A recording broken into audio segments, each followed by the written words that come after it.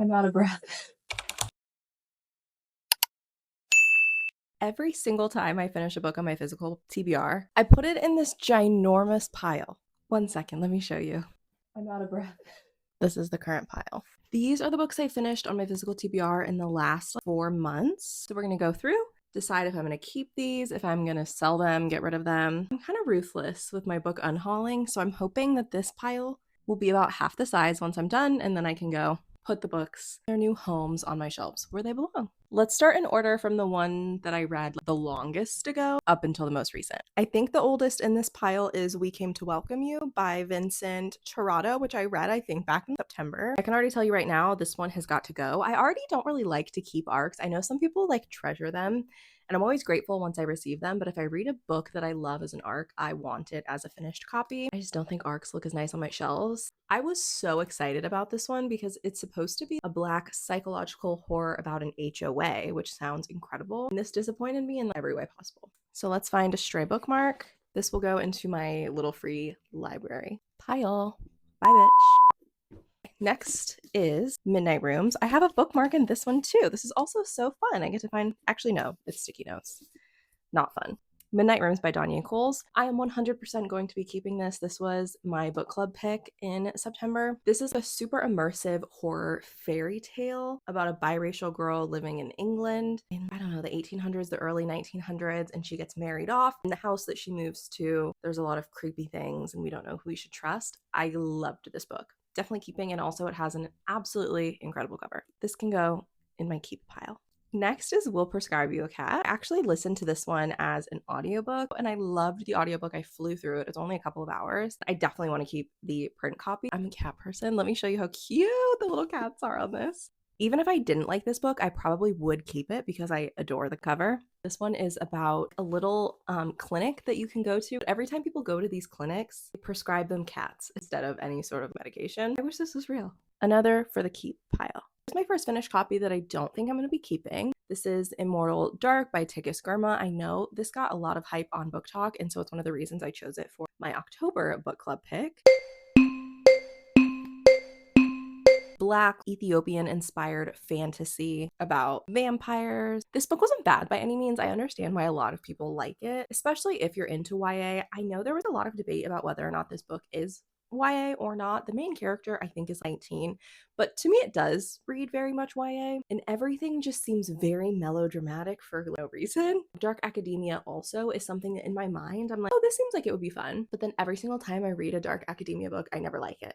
So I think dark academia is not for me. This one I did annotate the entire thing since I read it for my book club. So since it's not in perfect condition, I don't think I'm going to be able to do a trade-in at my local indie. So this will probably go into a little free library. The Underground Railroad by Colson Whitehead is absolutely a keep.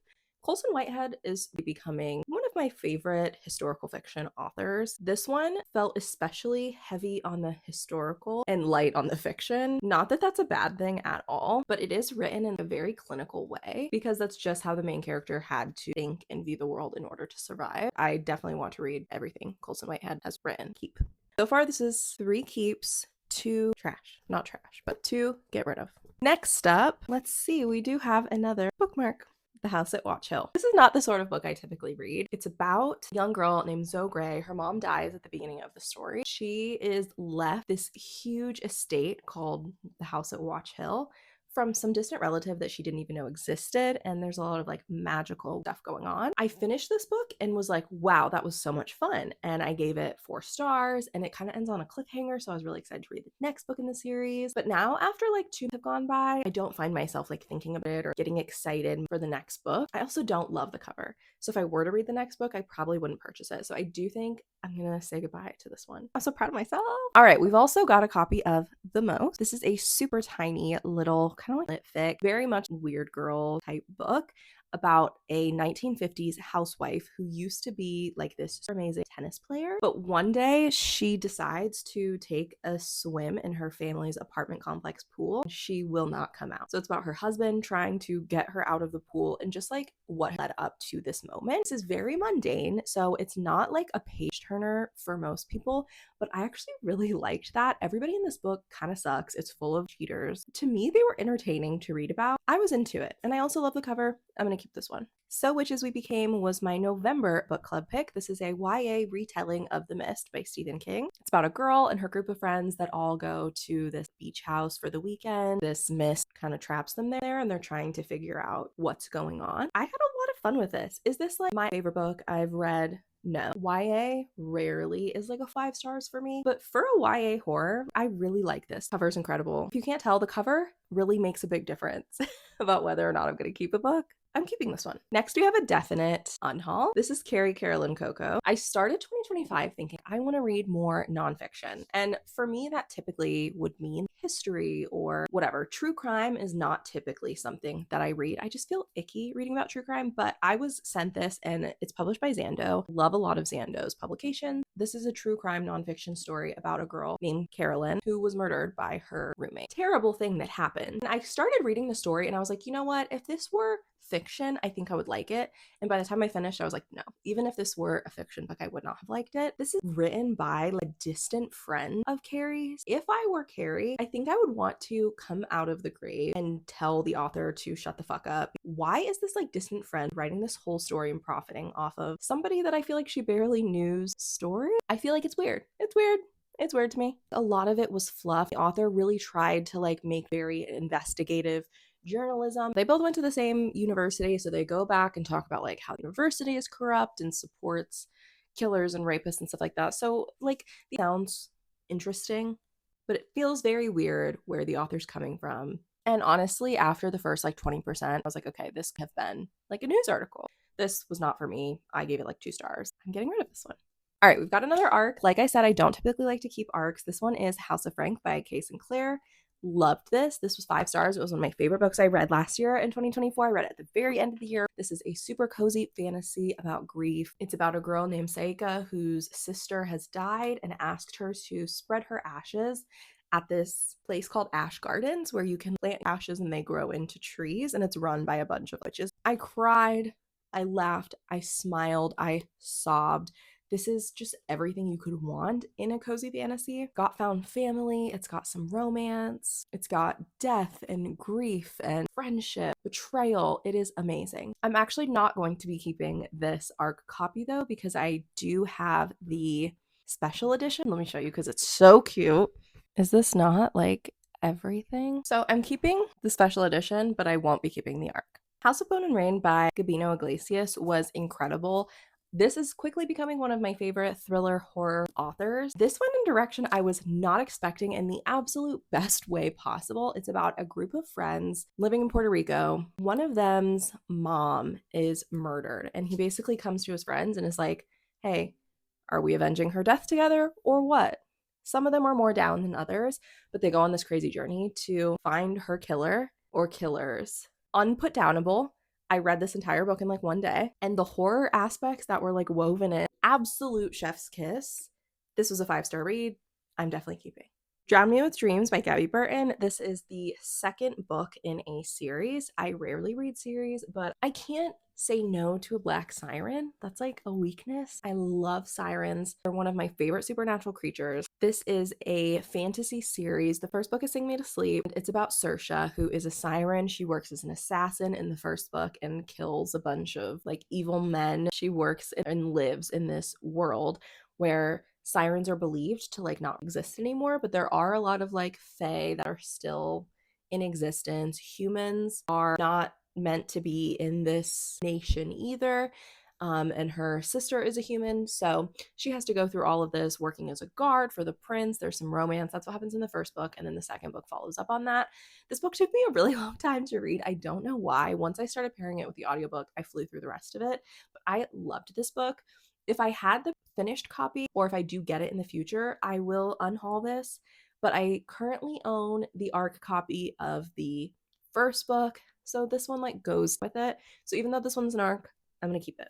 Such Lovely Skin is another ARC, but I feel like this one's a looking ARC. It looks more like a finished paperback copy. I know what I should do about this one. So this is a YA horror about Viv. She's a Twitch streamer and her little sister died a few months ago. So she's taken a break from Twitch, but as she decides to come back to Twitch, she ends up summoning a doppelganger who is evil and tries to ruin her life. A demonic mimic I love. Thought it had a really interesting premise. All the stuff, like if you've read this, that happened with her sister and everything, the way all of that played out towards the end, I was not the hugest fan, but I love the cover. This is one that I feel like I would want to let people borrow. I think it's one that would be widely enjoyed. So I don't feel the need to have to keep this one, but I think I'm going to. This is not turning out to be as ruthless as I hoped. Sacrificial Animals by Kaylee Peterson. This was my book club pick for December. I ended up not loving this book. I do love the cover. This is touted as a unsettling horror inspired by Chinese mythology. But for me, unfortunately, this was not enough horror. It's about two brothers who grew up on like a piece of land out in a rural area with their dad.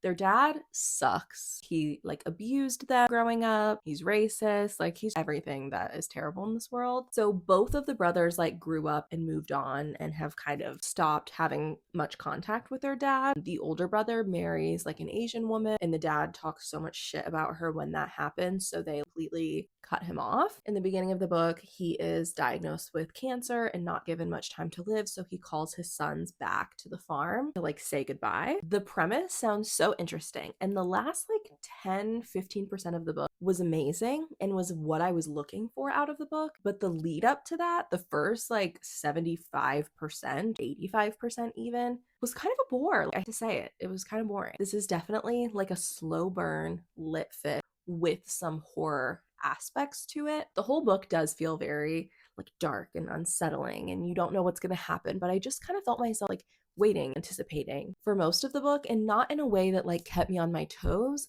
but in a way that kept me kind of frustrated. So even though I love this cover and I feel like I might want to sit on this one longer, I'm just going to get rid of it because I really didn't love it. We've only got 3 more left. Clara in the Sun, I will tell you right now, I am keeping. This is a sci-fi about an AI doll named Clara who is chosen to be friends with this human girl and move home with her. It's about her growing up and becoming a part of that family. This was like a masterpiece to me and it reignited my love for sci-fi. I'm keeping. Death of the Author by Nnedi Okorafor, I am keeping. This is my first 5-star read of 2025. This is an incredible science fiction novel about a Black Nigerian American disabled creative author whose life is kind of a mess at the moment. She works as an adjunct professor, but doesn't really love sucking up to her students and the staff there. Her family sees her as the black sheep. She doesn't believe in marriage. And as she's kind of in this terrible point in her life, she hones in on writing a novel about robots, and it consumes her life and it becomes an absolute bestseller and absolutely changes her life. So we do get a story within a story. So there are chapters that are about our main character writing the novel, but we do also get chapters from the novel itself. And so often when we have like a story within a story or even just like multiple POVs, there are certain chapters or POVs that I end up loving more than others, some that I just don't care about at all. But for some reason, reading this, I looked forward to every single chapter the same. I read this in like 2 days. Obviously, this is going to be a keep. This is such a beautiful special edition. I do also have an ARC of this, which is the one that I actually read. And the day I finished it, this one showed up, which I was like, so the ARC I'll put in a little free library, but this copy, this one's mine and I'm keeping it. The last book in my pile is Within These Wicked Walls by Lauren Blackwood. I'm getting rid of this one. I actually got this at the dollar store. I have a whole list in my phone of horror books written by Black women that I want to read, and I knew that this was on the list, so I was like, wow, $1.25. I'm buying it. But then I read it, and I actually didn't really like it. On the back, Jordan Ifueko, who wrote Ray Bear, which I like, says that this is an indulgently gothic fairy tale comparable in mastery with Mexican Gothic and Jane Eyre, an intricate magic system, a grimly humorous Black heroine, and a heart-thumping romance. This book leaves nothing wanting. I disagree. So much of this book tried to be a romance with this pining between two main characters that I just did not believe in and I did not care about. And I just found myself rolling my eyes reading this and hoping it would get spookier towards the end and hoping that we'd get some really cool, creepy imagery. And we really just did not get enough of that for my taste. Comparable in mastery with Mexican Gothic? No. Yeah, unfortunately, This was a flop for me, so I'm getting rid of it. So let's do a final recap. We're at about half and half, so I'm feeling like pretty successful in my pile to get rid of. This is what we're working with. How many books is this? I think it's 7. I can't tell. 7 books that we're saying goodbye to. I'll warn you, my keep pile is a little bigger. Let's see. We are ringing in at 10 on my keep pile. So 10 that we're keeping, 7 that we are unhauling. That's a pretty good split that I'm happy with. So I'm going to go put these away in their new spots on my shelves. And tomorrow I'll take those ones to the little free library. I'll check back in a few more months when I have a new pile.